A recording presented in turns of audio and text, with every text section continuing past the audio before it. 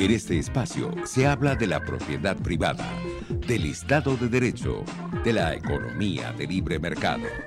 Se habla de principios y funciones de la libertad en todos los ámbitos de la vida nacional. Aquí se habla libertad. RCR presenta Aquí se habla libertad, con Rocío Guijarro y Víctor Maldonado.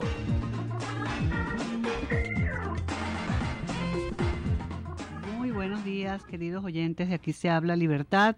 Hoy lunes 26 de marzo, ya va culminando el año y vamos a entrar entonces en esta semana que es la Semana Santa.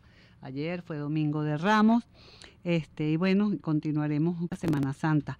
En los créditos, pues queremos darle las gracias en la Dirección General de la Estación a Jaime Nestares, en la Gerencia de Producción a Willy Zarcaya, en la producción Kenger Jaramillo, en los controles César Arteaga y en la conducción, como siempre, en Aquí se habla libertad, de Víctor Maldonado, Rocío Guijarro. Les voy a dejar también, queridos oyentes, los puntos de comunicación con nosotros por si quieren compartir alguna inquietud o alguna pregunta con Aquí se habla libertad. Ya saben que el 0212-482-9750, el DILO 3456, que tiene un costo de $1 más básico más IVA. No sé ahora cómo será ese bolívar con la reconversión monetaria. Twitter RCR750, el Periscope RCR750 y RCR.tv. Buenos días, Víctor. Volviste, Rocío, estoy feliz porque la verdad es que me hiciste muchísima falta la semana pasada. Sí, quiero comentarte que estuve en un seminario muy interesante del Instituto Acton, que se encarga de promover una sociedad libre y virtuosa, caracterizada por la vigencia de los derechos. Virtuosa, pero no virtuoso, ¿no? No, virtuosa, caracterizada por la vigencia de los derechos personales y la economía de mercado. Entonces, es esa visión en armonía con la fe católica, aprovechando esta Semana Santa, en el marco de una fuente ética, pues. Bueno, Sor Rocío Guijarro acaba de llegar convertida. Ya si fuiste a misa ayer, Sor. Claro, Sor ayer Rocío. fue Domingo de Ramos y tengo mi palmita bendecida. Tiene su palmita y yo tengo mi palmera. Agárrate a tu palmera. No, además, no solamente nos dieron palmas, sino también unas ramas de olivo. Entonces, bueno, pues, pero parece bonito que no viviéramos en Venezuela, donde hay escasez hasta de palmas. Ahora, ¿qué pasa con la libertad en el mundo, Rocío? Me imagino que conoces a Alejandro Tagliavini. Sí, bueno, pero no lo conozco personalmente. Pero Rocío, es también un intelectual argentino. Desde que te convertiste a la religión católica y andas de palmas y de ramas de olivo, has perdido capital relacional. Pero mira, en el cato.org hay un artículo recientemente escrito por él, @Alex con X Tagliavini, con V pequeña, en donde él se refiere a los monarcas plebeyos y me pareció muy importante porque al fin y al cabo se refiere en este mundo de las redes sociales y el mundo del internet y el mundo de los grupos de las ONG, se refiere fundamentalmente al poder blando que influencia a las personas sin ser coactivo, en oposición al duro, como en los estados modernos que impone sus leyes policialmente. O sea, él dice, bueno, nos guste o no, el Papa Francisco tiene poder de influencia y cuando pregunta a Stalin, ¿cuántas divisiones tiene el Vaticano? Bueno, ninguna, pero efectivamente, según la revista Forbes, el Papa Francisco es el quinto personaje más poderoso. Pero bueno, eso es solo un ejemplo de lo que estamos y de lo que a mí me parece que es importante sacar de este tema, es precisamente el hecho de que no queda ninguna otra posibilidad de los poderosos que compartir el poder con los influencers. Sí, qué interesante eso, ¿no? Del poder blando.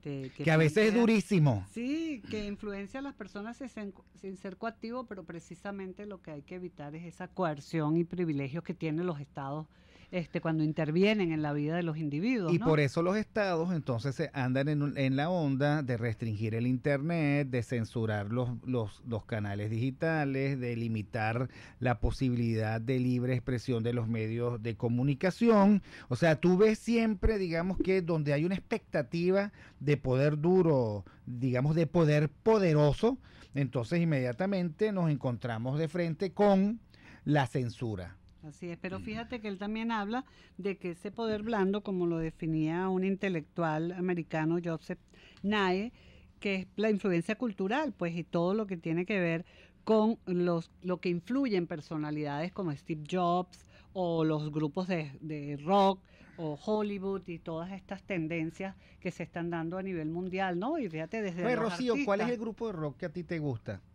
Bueno, yo soy Beatlemaníaca Ok. o Beatle lover, como diríamos, porque tampoco Ok. es que estoy coleccionando la mínima cosita de los Beatles, pero soy, me encantan los Beatles, amante en la época de ¿Y mi qué juventud. influencia tuvieron sobre ti? O sea, ¿cómo tú dices, bueno, lo que me dejaron los Beatles a mí, Bueno, me dejaron su música, Ujú. su melodiosidad, porque los Beatles, además de que tienen una melodía muy afín con mis sensaciones, componían cosas muy sencillas.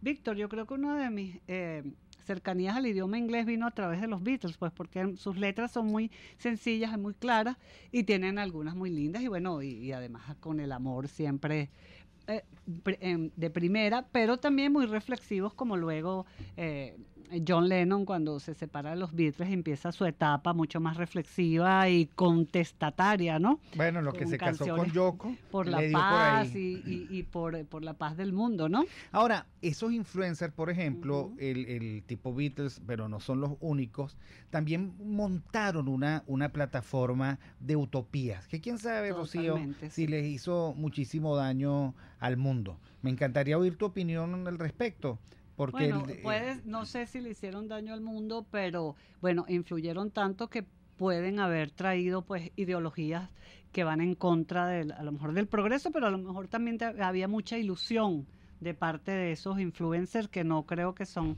los mismos influenciadores de la ahora ilusión que siempre es vienen peligrosa, la ilusión siempre es peligrosa. siempre es Lo que peligrosa, pasa es que yo soy pero randiano, sí, objetivista, el ojo foco en la objetivo. realidad, pero en fin, nada. Y la racionalidad, ¿no? Pero efectivamente, mira qué interesante este artículo. El título es Los monarcas plebeyos, de Alejandro Tagliavini. Tagliavini. ¿Ok? Ujú. Y bueno, hay un poder blando que ejercen los influencers. Y bueno, para ser influencer lo que hay que hacer es proponérselo. Las redes sociales, Instagram está lleno de influencers, unos gastronómicos, otros fitness, otros sobre pilates, Bueno, otros mira sobre cómo han cambiado política. las formas del poder blando, ¿no? Así es. También, O como sea, la tienen moda que y considerar, Ujú. tienen que considerar a aquellos que se dedican. Por eso que las redes sociales a veces son tan perseguidas. Y por eso es que los del poder duro acusan a los que estamos en las redes sociales de guerreros del teclado, como una forma de menosprecio. Si fuésemos tan insignificantes, no serían parte de la ocupación de todos aquellos que quieren pensar y piensan en el poder absoluto, que corrompe absolutamente. El poder blando no se puede corromper tan rápido, aunque por supuesto se han visto casos. Sí, fíjate que él habla mucho aquí del poder de blando que tiene, como tú bien decías, bueno, la Iglesia y a través de la Iglesia el Vaticano con el Papa, ¿no? Que según el Forbes, la revista esta que cataloga y rankea a los más ricos, a los más poderosos, etcétera, lo pone como el quinto personaje más poderoso, al Papa Francisco. Y no es porque sea el Papa Francisco, es por lo que significa el papado, ¿no? Así es. Y- Es una y la lástima porque el Papa influencia que- Francisco, él con nosotros tiene una especie de cortocircuito, ¿no? Totalmente, ¿no? Cortocircuito permanente porque uno no sabe si el Papa Francisco está del flanco de la Asamblea Nacional Constituyente o está del flanco de la oposición. La verdad es que no lo sabemos, pero sí hay que decir que la Iglesia venezolana, la conferencia Sí. episcopal, Me quito el la sombrero. comunidad de obispos venezolanos está totalmente de este lado. Pero es que han sido tantos los desencuentros emocionales y anímicos, los silencios del Papa Francisco respecto al caso venezolano, que a uno finalmente le entra la duda, pero a uno le importa lo que dice Francisco precisamente porque él es parte de ese poder blando al que estamos aludiendo. Y fíjate que detrás de él, o en la lista pues está de Forbes, está Putin, está Trump, está la señora Merkel y Xi Jinping, que es el de China, ¿no? Y comparte esto lo que dice este intelectual norteamericano Joseph Nye, que ha escrito sobre esto, que el poder con otros puede ser más efectivo que el poder sobre otros, ¿no? Qué interesante esta conclusión que llega este señor, ¿no? Porque bueno, como bien tú dices, el Papa Francisco, independientemente de su ideología, pues es el Papa y influencia mucho a los pueblos, y no nos gusta que, bueno, haya ido a reunirse con Fidel Castro, con Raúl Castro, porque eso... Es que no puede haber un socialista porque lo abraza. Sí, ese entonces, es un problemón. Y con nosotros pues no ha sido... Pero bueno, la Papa, iglesia se impondrá y por supuesto el cristianismo tiene muchísimo que aportar, pero es importante eso que tú dices del poder con otros, porque eso me alude a mí al capital relacional, a eso que en los últimos 20 años se llama el networking, ¿no? Que efectivamente nadie puede ser líder en este siglo XXI si no tiene un mínimo capital relacional con el cual contar. O sea, esas épocas de yo todo el poder, no me interesa la gente, eso ya no existe ni en el mundo de la gerencia, ni en el mundo de las organizaciones no gubernamentales, ni en el mundo de los gremios empresariales. O tú tienes capital relacional o eres un pobre poderoso solitario.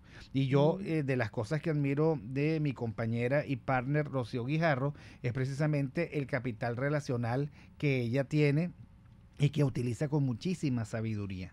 Bueno, eso se construye, creo que tú también lo tienes y toda la gente que nos sigue a través de Aquí se habla de libertad, cada quien en su ámbito va construyendo ese capital relacional y trata de influir hacia lo que es lo importante para que un país se desarrolle, para que un país crezca en libertad, para que progrese y que todos podamos tener las oportunidades ante la ley que nos merecemos producto de nuestro esfuerzo. Entonces, si uno puede influir a partir de esa construcción de relaciones para mejorar, pues no solamente personalmente, sino internamente. Una noticia que también de un influenciador importante que tenía un poder blando, Víctor, creo que es importante decirlo en nuestro programa, es el fallecimiento de José Antonio Abreu. Así es. José Antonio Abreu, como dicen, la música no tiene fronteras, o sea, una persona que construyó una posibilidad de desarrollo y de crecimiento para niños y niñas de sectores populares, con una metodología para aprender música clásica única en el mundo. Los niños aprenden primero a tocar el instrumento y luego es que aprenden a leer música. Yo hice un trabajo hace muchísimos años que concursé en el PNUD sobre alianzas exitosas en mitigación de la pobreza e hice el caso de las orquestas infantiles y juveniles. Y ese caso ganó entre las 10 experiencias exitosas más importantes de América Latina, porque ahí no solamente está el sector público, sino el sector privado y los padres y representantes de esos niños que se constituyen en una asociación civil que apoya todo lo que es ese sistema tan grande, tan inmenso y que le ha dado tantas satisfacciones a Venezuela. Y que sí, efectivamente tiene base social. Y yo creo que que Dios lo tenga en su gloria. Hay que ser muy benevolentes con la última época del maestro Abreu. Él dedicó 43 años a esa experiencia. Creo que el que él haya estado en el medio es lo que ha hecho la diferencia, porque todo lo que tiene vínculo con este gobierno se destruye. Sí. ¿Por qué no se destruyó el Sistema Nacional de Orquestas Infantiles y Juveniles? Yo creo que en mucho tiene que ver con la inmensa autoritas del maestro Abreu, que bueno, lamentablemente tenía que lidiar con lo que nosotros hemos tenido que lidiar en los últimos 20 años. Yo espero que la historia sea con él benevolente y que lo coloque en el lugar, en el panteón donde están los constructores de instituciones.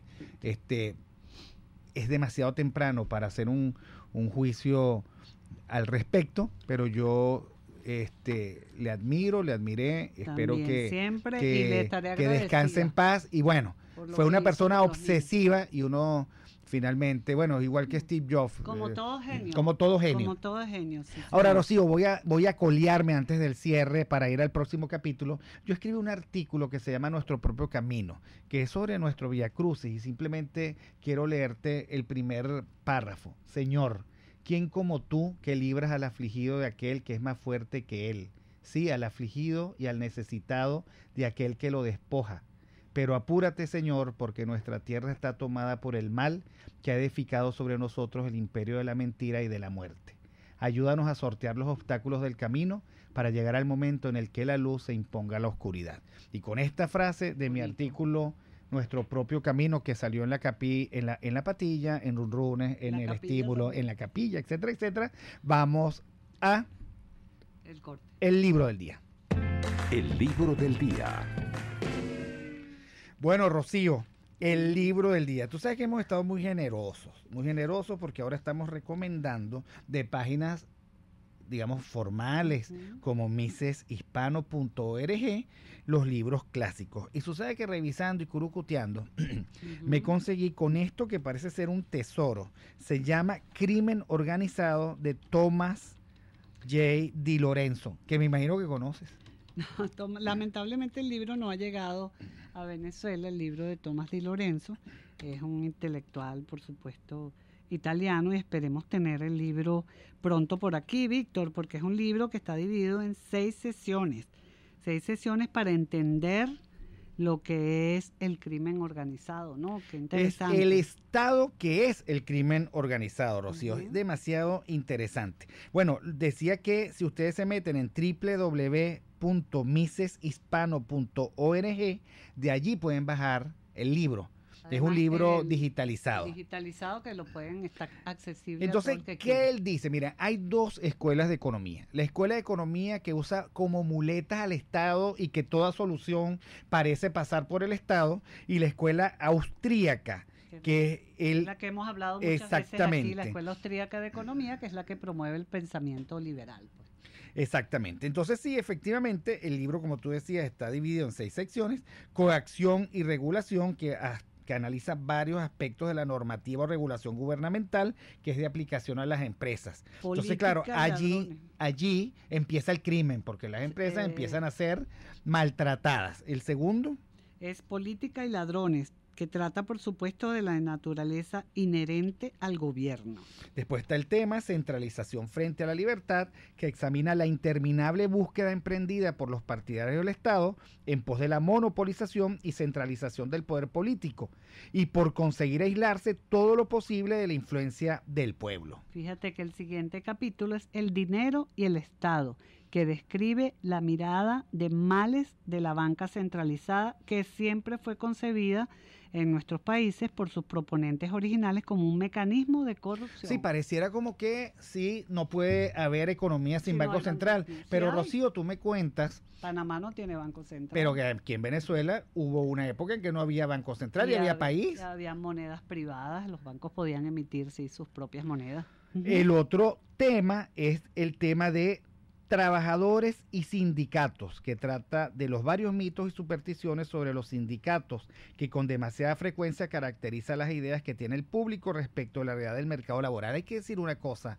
Rocío, en el caso venezolano: 9 de cada 10 empresas no cuentan con sindicatos porque son pequeñas y medianas. Y eso no significa que allí no haya una buena relación laboral.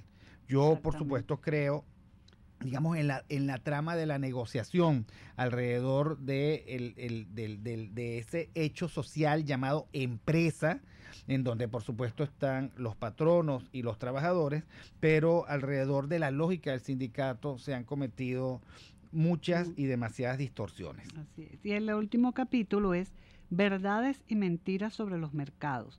Es una clasificación que hace el profesor Di Lorenzo sobre algunos de los principales mitos relativos a los fallos de mercado que se han utilizado durante largo tiempo para hacer avanzar ilegal y ilegítimamente la causa del intervencionismo económico y otras varias cosas nuevas, ¿no? Bueno, y después se lanza una reláfica contra los teóricos de los fallos del mercado, que dice él, cuyo epicentro estuvo muchos años en los departamentos de economía de Harvard y del MIT. ¿Okay? Sí, exactamente. Entonces, claro, este señor Di Lorenzo dice, bueno, estos economistas quieren resolverlo todo a través de modelos matemáticos alejados generalmente de la realidad económica. Por eso es tan interesante la Escuela Austríaca de Economía, porque la escuela austríaca trabaja en función del comportamiento del individuo en una sociedad y deja un poco la parte cuantitativa de modelos matemáticos para concentrarse en el comportamiento del individuo, en la psicología del individuo,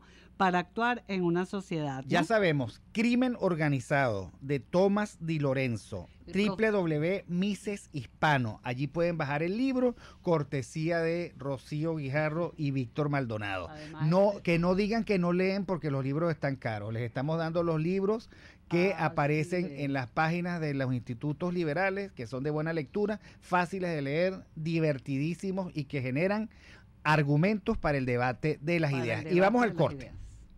Aquí se debaten temas de interés nacional e internacional. Aquí se habla libertad, con Rocío Guijarro y Víctor Maldonado. Solo por rcr.tv, la radio que se ve. Ideas para alcanzar un país con libertad económica, democracia política y seguridad jurídica. Aquí se habla libertad, con Rocío Guijarro y Víctor Maldonado. Solo por rcr.tv, la radio que se ve. Ventanilla hacia América Latina. Bueno, y ya tenemos nuestra sesión de Ventanilla hacia América Latina. Creo que ya tenemos a nuestro invitado, quien es periodista peruano de la cadena N, y que el joven periodista Sebastián Salazar. Muy buenos días, Sebastián, bienvenidos a nuestro programa Aquí se habla libertad. Y queremos conversar contigo. Gracias por tenerme aquí en su programa. ¿Está allí, Sebastián? Sí. ¿Me estás escuchando, Sebastián? Sí, perfectamente. Perfecto.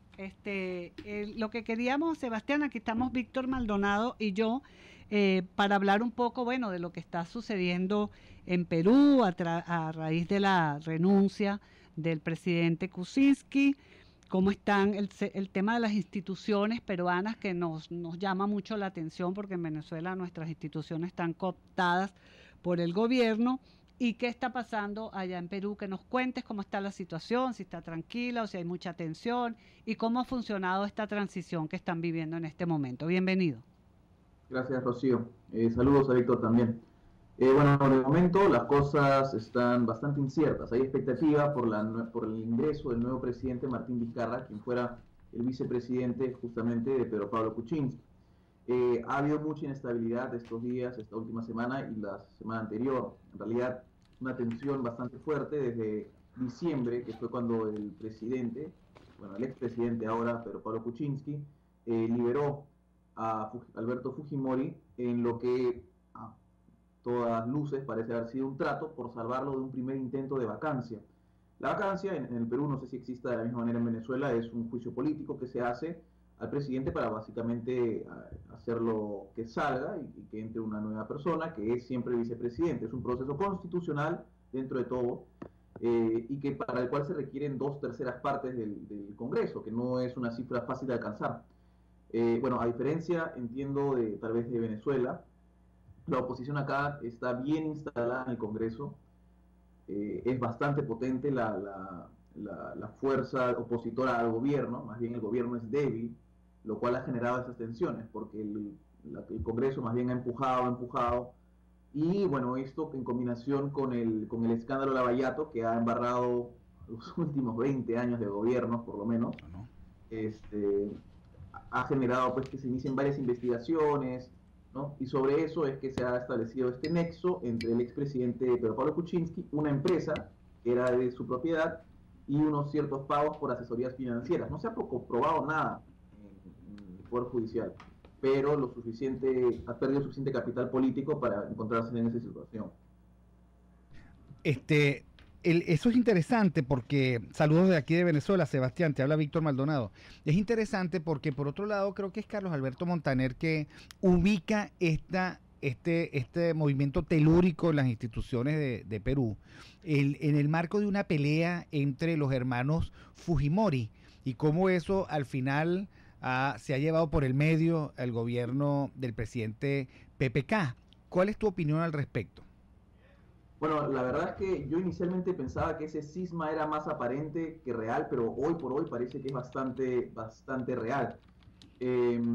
Ha ocurrido, es más, la última noticia es de ayer o el sábado, si mal no recuerdo, es que Kenji Fujimori, el menor, que además fue el congresista más votado al momento de ingresar en las elecciones generales, ha dicho que va a colaborar con la Fiscalía para todas las investigaciones que sean necesarias. Esto más o menos se entendió como que iba a colaborar con la Fiscalía. No sé si es el mismo nombre en Venezuela, pero es la institución que está encargada de investigar procesos criminales, etcétera, ¿no? Cuando se trata del dinero se llama Procuraduría. Hay esa diferencia a veces en otros países. Bueno, va a colaborar con la Fiscalía para poder ayudar en cualquier proceso que se esté llevando a cabo. Se entiende que va a ayudar en procesos contra su hermana, lo cual ya es bastante mayor que simplemente un cisma dentro del partido. El partido Fuerza Popular inicialmente se llamaba Fuerza 2011 y fue creado por Keiko, Sofía Fujimori Iguchi. Ella, junto con su hermano, que no hay que restarle el mérito, trabajaron bastante para obtener una cantidad de votos y capitalizando, claro está, la simpatía de su padre en el 2011. Luego, armaron sobre eso una base que les llevó a tener como mínimo, como piso mínimo de preferencia 30 y tantos por ciento, 32, 33%, que es bastante el electorado. Sobre eso, Kenji, al aliarse con el gobierno para poder asegurar la libertad de su padre en diciembre, obtuvo, o robó, o convenció, mejor dicho, suena un poco mal robar, 10 congresistas del Partido Fuerza Popular, cuyo líder o cuya líder es indiscutiblemente Keiko Sofía Fujimori. Entonces, al hacer eso, dejó mal parado y le quitó la mayoría absoluta que tenía Fuerza Popular dentro del Parlamento, lo cual ha generado pues que ahora Fuerza Popular tenga que aliarse con otras bancadas, con otros grupos parlamentarios. Esa tensión existe el día de hoy. No se sabe a dónde va a llegar. Se sabe que uno de los congresistas de Fuerza Popular grabó a Kenji, grabó a otros congresistas de esta facción que se escindió de Fuerza Popular y de esta manera obtuvo y más bien consiguió que tuviera que renunciar el presidente. El presidente no llegó a ser vacado y no se sabía si habían los votos necesarios, pero tuvo que renunciar por el escándalo político que se generó en un día. Eso ocurrió en un día con nosotros. Sí, impresionante, ¿no? ¿Esto ha afectado en alguna manera el desarrollo económico de Perú, que es, bueno, se ha destacado en los últimos tiempos como un país que ha logrado prosperidad y que va a fortalecer esa prosperidad?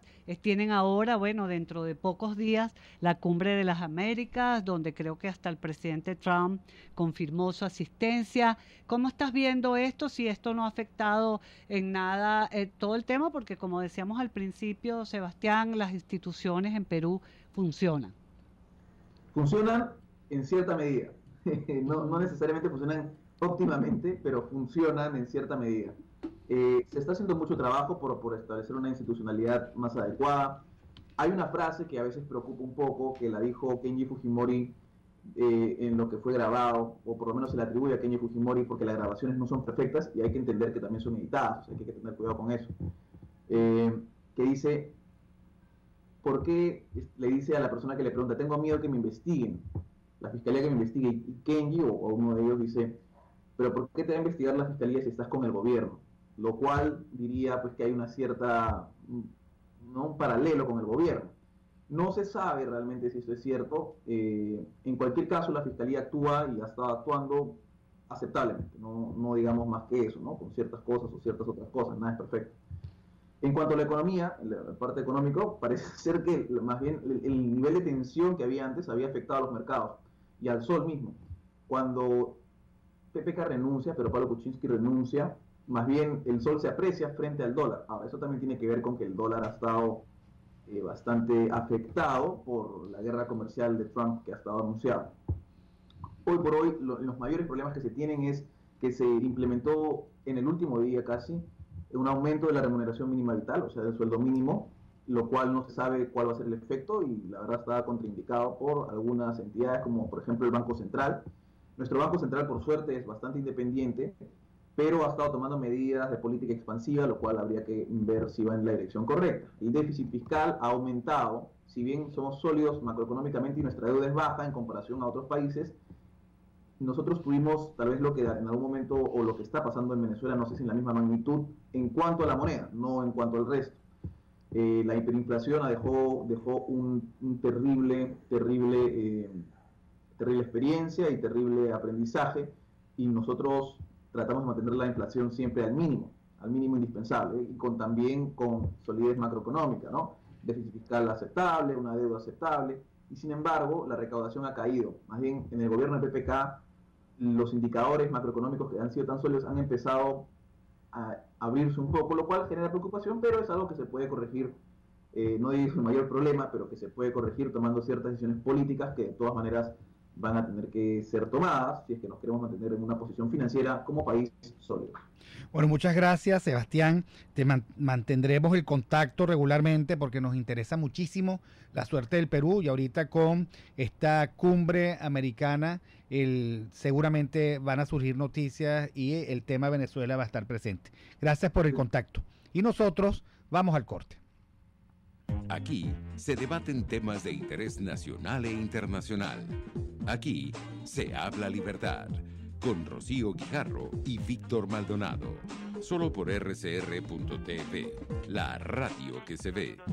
Usted está escuchando Aquí se habla libertad, con Rocío Guijarro y Víctor Maldonado.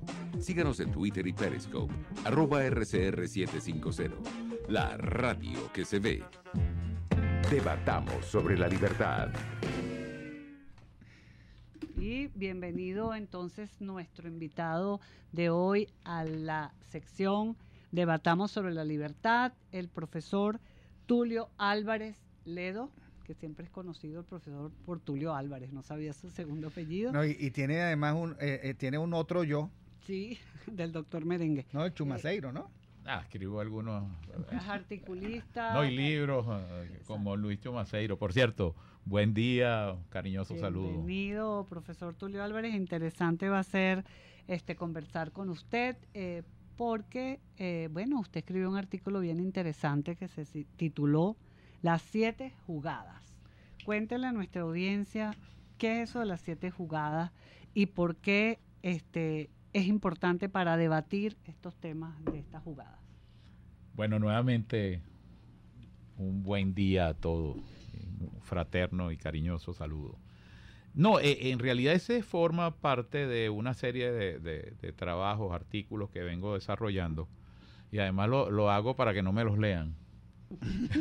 Parte de la idea es eso, porque son largos, ¿no?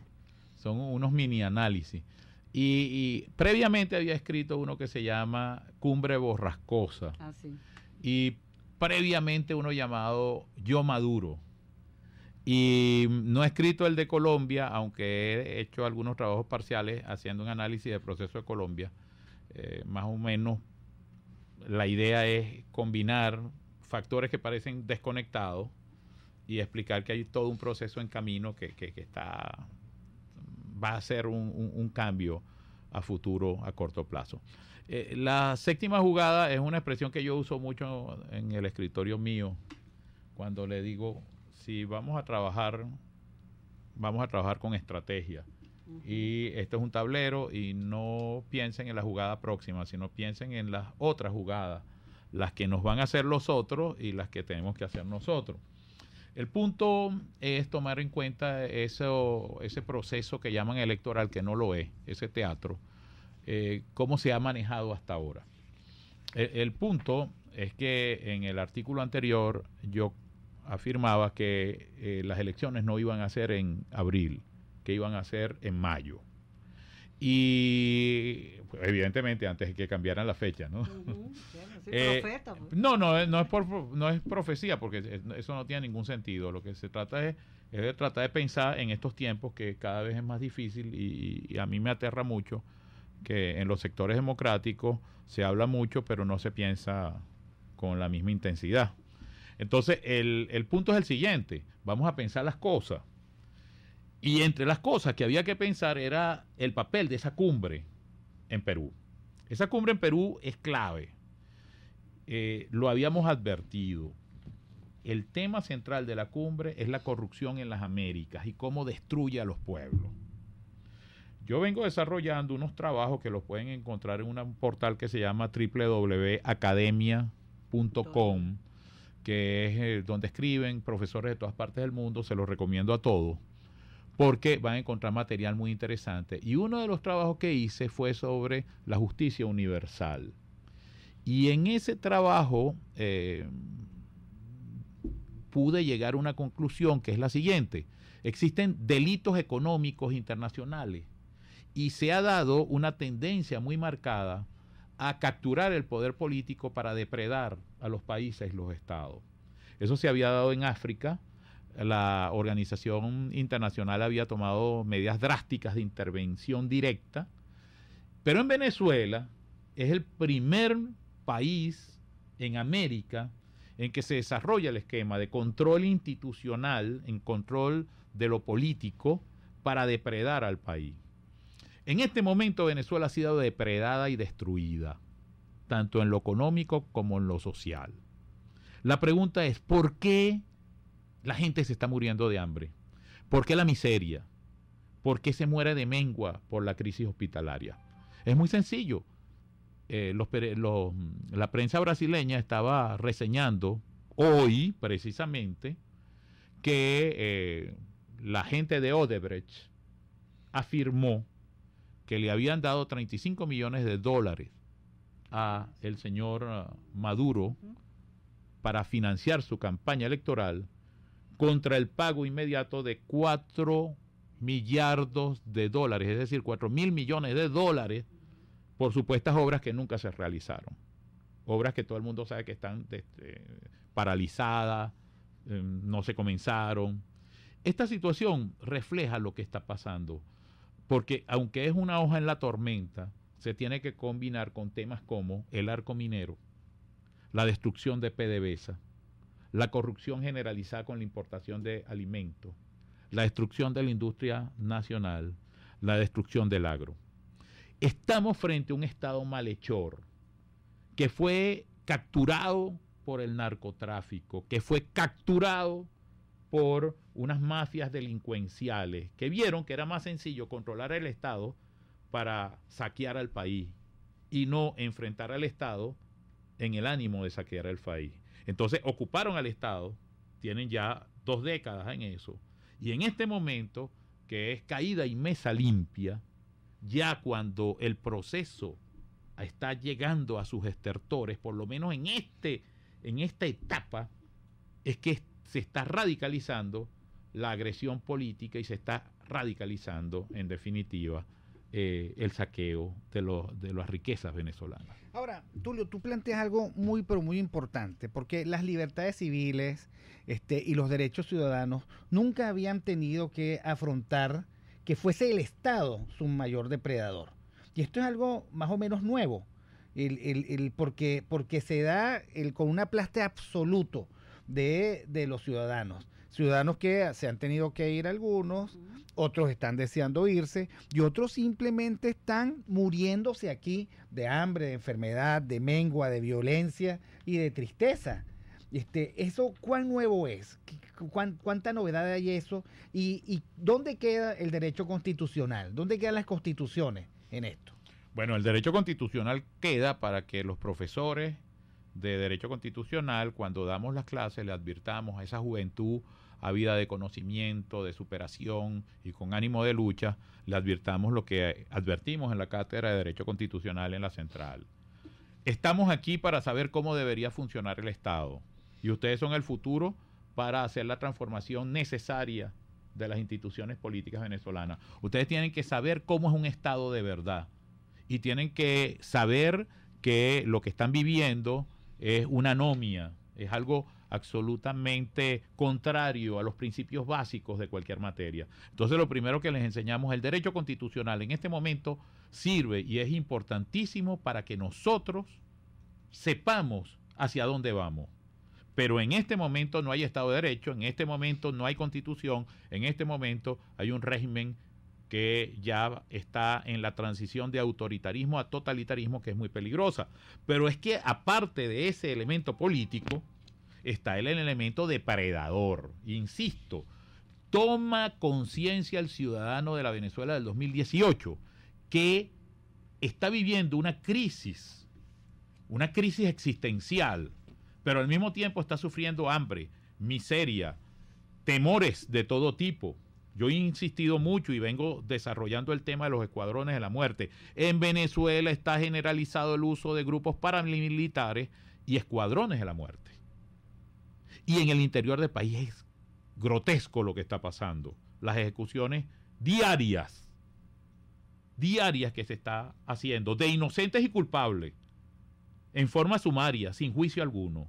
Están ejecutando los cuerpos paramilitares y los cuerpos de seguridad del Estado a buena parte de la juventud, inocente y culpable. Yo no vengo a decir que están simplemente en una actividad, están purgando, vamos a decirlo así, con la excusa de la temática de la delincuencia. Todo esto hace de este país un país que no es viable en este momento. No es viable con una dirigencia política que controla el Estado para su propio beneficio, pero no es para el propio beneficio, sino para además los intereses extranjeros que saquean a Venezuela como un teatro de operaciones. Frente a esta situación, la única posibilidad que tiene un ciudadano que lucha por su libertad es simple y llanamente tomar conciencia de lo que está pasando, porque todavía hay sectores de Venezuela que no tienen plena conciencia del peligro y del saqueo que se está ejecutando, y unirse en torno a un proyecto de libertad. Ahora, un proyecto de libertad no significa unas alianzas partidistas, unas alianzas de los mismos grupos de siempre. Esto es un problema ya de país, de conciencia nacional. Y Venezuela es, repito, un teatro de operaciones. Nosotros, para salir de este problema, tenemos que enfocarnos en un proceso unitario interno, pero al mismo tiempo tenemos que tomar conciencia que hay una comunidad internacional que tiene plena conciencia de lo que está pasando en Venezuela. No la tuvo hasta el año pasado. Entonces tenemos que aprovechar este cambio de aires, este cambio de viento. Así es, Tulio. Y usted decía también precisamente eso, que no estamos solos, que está esa comunidad internacional ahí atenta y más clara que nosotros internamente de lo que está pasando. ¿Y por qué es tan difícil lograr esa unidad por la libertad? ¿Qué es lo que nos frena? ¿Qué es lo que no logramos tener claro en esa toma de conciencia los venezolanos que nos lleven precisamente por el camino Pero necesario? quédate allí, vamos al corte y esto nos lo respondes al regreso. Aquí se debaten temas de interés nacional e internacional. Aquí se habla libertad con Rocío Guijarro y Víctor Maldonado. Solo por rcr.tv, la radio que se ve. Ideas para alcanzar un país con libertad económica, democracia política y seguridad jurídica. Aquí se habla libertad con Rocío Guijarro y Víctor Maldonado. Solo por rcr.tv, la radio que se ve. ¿Tú lo leíste? Bueno, aquí seguimos en una conversación muy grata con el doctor Tulio Álvarez Ledo, excelente abogado, además a él no le gusta que digan, pero es teólogo también, así que tiene a Dios también concebidito. Bueno, que había quedado una pregunta en el aire que es muy importante, la había hecho Rocío. Bueno, lo que quiero indicar para los que se están incorporando ahora, ¿por qué cuesta tanto la unidad? ¿Por qué hay tanta manipulación? Porque es que tenemos que entender que no estamos luchando contra un individuo, no estamos luchando ni siquiera contra una dictadura convencional. Esto es un régimen político con inspiración totalitaria, con mucha experiencia en el manejo de la sociedad, el control absoluto de la sociedad. El régimen cubano tiene varias décadas subyugando una sociedad y trajo su experiencia a Venezuela, pero al mismo tiempo hay otros intereses internacionales en juego. Entonces, cuando tú analizas la temática de la libertad de expresión, por ejemplo, y los medios, ¿cómo no va a haber escuadrones de la muerte? ¿Cómo no va a haber grupos paramilitares? Si la gente no lo sabe porque no hay medios que investiguen o reseñen, por ejemplo. ¿Cómo no va a haber corrupción si en general están confiados de que no se va a investigar judicialmente esos hechos? ¿Cómo no va a haber el desorden social si estamos claros que en general los cuerpos de seguridad del Estado están ocupados de otras cosas distintas a la de controlar la delincuencia? Entonces, hay que entender que hay un plan bastante completo para dividir permanentemente a los factores democráticos. Yo no hablo de oposición, la oposición es en democracia. Los factores democráticos permanentemente están conspirando en contra de esa unidad, de esos factores, y eso hay que tomarlo en cuenta, en consideración. No se trata simplemente de que la oposición no se entiende o que no hay capacidad. Los partidos políticos de oposición son tan necesarios en democracia que se justifica su existencia. No se puede ser en esta coyuntura actual de Venezuela antipartido. Como no se puede indicar en esta coyuntura actual de Venezuela que yo no me siento con el otro porque el otro piensa distinto a mí. Una cosa es pensar distinto a mí y otro es que esté asociado con el régimen, que es distinto. Entonces, es muy sencillo. Todos esos factores democráticos, partidos, la organización social de base, las redes sociales, que en Venezuela es una de las cosas más importantes que hay para preservar lo poco de libertad que queda. Y, por supuesto, las organizaciones internacionales tienen que estar muy en línea. Y aquí es donde yo te decía, esa cumbre es clave para Venezuela. Yo estoy seguro que el primer diferimiento electoral era porque la cumbre era inmediatamente antes y los jefes de Estado iban a instalarse en forma permanente para monitorear el proceso venezolano. Y no descarto un nuevo diferimiento de las elecciones. Yo lo indicaba en ese artículo que tú lo estás comentando, porque yo no descarto que se dé inclusive con una jugada que implica dejar un proceso regional o municipal y diferir las presidenciales, o viceversa. Todo en ese tablero de ajedrez que lo juega muy bien el régimen, porque lo único que sabe hacer el régimen es la manipulación política y es inyectar todos los recursos necesarios para dividir a los factores democráticos. Bueno, doctor Tulio Álvarez Ledo, las 7 jugadas salió, entre otros, en Tal Cual. Muchísimas gracias por haber estado aquí. La séptima jugada es tomar conciencia de la situación y detener este proceso que nos han montado. Eso me pareció muy importante, porque al fin y al cabo, tú insistes en algo en el que yo también insisto mucho. O nosotros tenemos sentido de realidad, tomamos conciencia y asumimos, por lo tanto, con coraje, esto que finalmente nos está aplastando, o simplemente seremos víctimas casi que inconscientes de esto que nos está ocurriendo. Sí, muchísimas gracias. No, gracias a ustedes. Y bueno, como siempre, terminamos hoy, 26 de marzo, lunes santo, con la gentileza de la Dirección General de la Estación, en manos de Jaime Nestares, la gerencia de producción, Vilix Arcaya, producción Kenger Jaramillo, que tiene nada más y nada menos que el morral con el traje de baño para irse casi que de inmediato para la playa. En los controles César Arteaga está de guardia, ¿ok? Y seguirá de guardia. Y en la conducción, quienes les hablamos, Rocío Guijarro y Víctor Maldonado. Que tengan una excelente Semana Santa y nos vemos el miércoles santo. El miércoles santo. RCR presentó Aquí se habla libertad, con Rocío Guijarro y Víctor Maldonado. Solo por RCR 750 AM y rcr.tv. En Twitter y Periscope, @RCR750. La radio que se ve.